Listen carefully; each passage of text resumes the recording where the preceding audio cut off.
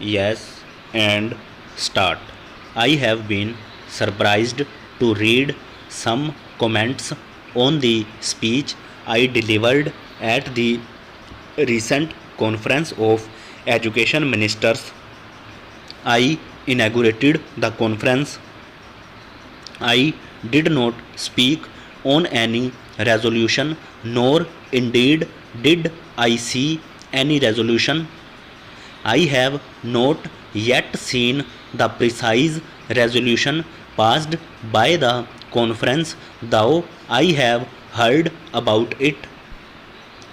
I laid great stress in my speech on the necessity of a considerable number of our people knowing foreign languages and more especially English. This was in relation to our development programs and our second and subsequent 5-year plans.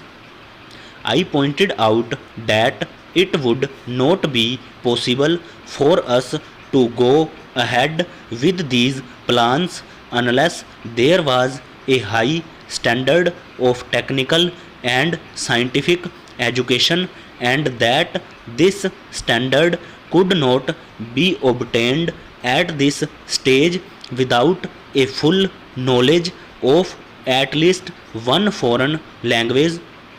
As a matter of fact, scientists in any country today have to acquire knowledge of several languages in order to keep abreast of scientific literature. I did not say a word against Hindi. Indeed, I said something in favor of it.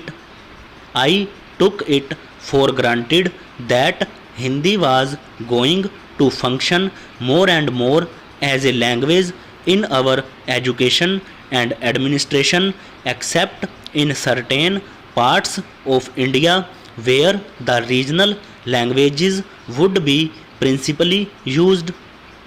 Nor did I say anything about the medium of instruction. About this, I have no doubt that it will have to be either Hindi or other regional languages. My positive stress was on a foreign language being learnt adequately.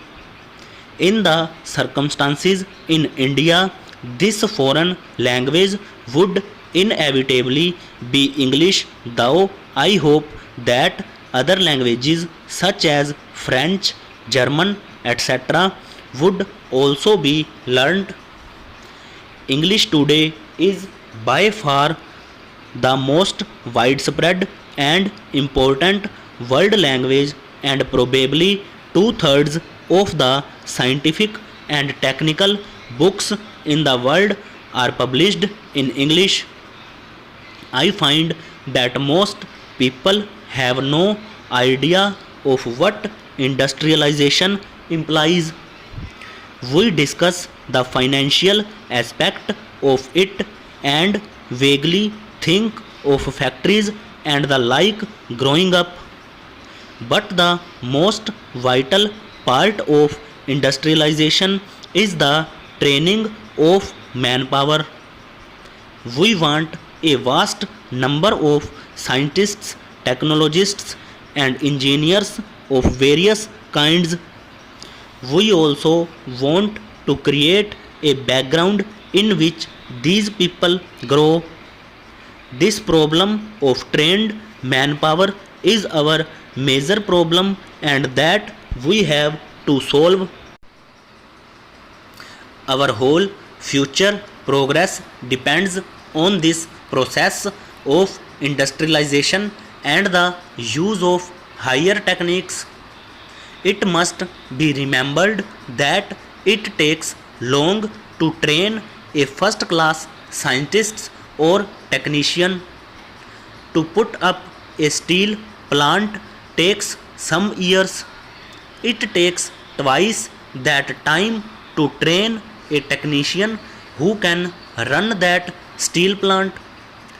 It takes 5 times as much time to train a competent atomic scientist as it takes to put up an atomic reactor.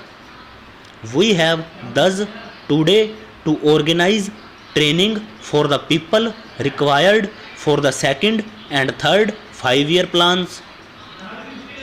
We cannot delay this, or else our planning and industrial progress will be automatically held up. It is obvious that this high class training cannot be given today and for some years to come without knowledge of a foreign language. It is possible and indeed desirable to give elementary scientific and technological training in Hindi or our other regional languages. We can translate some text books as we have actually done.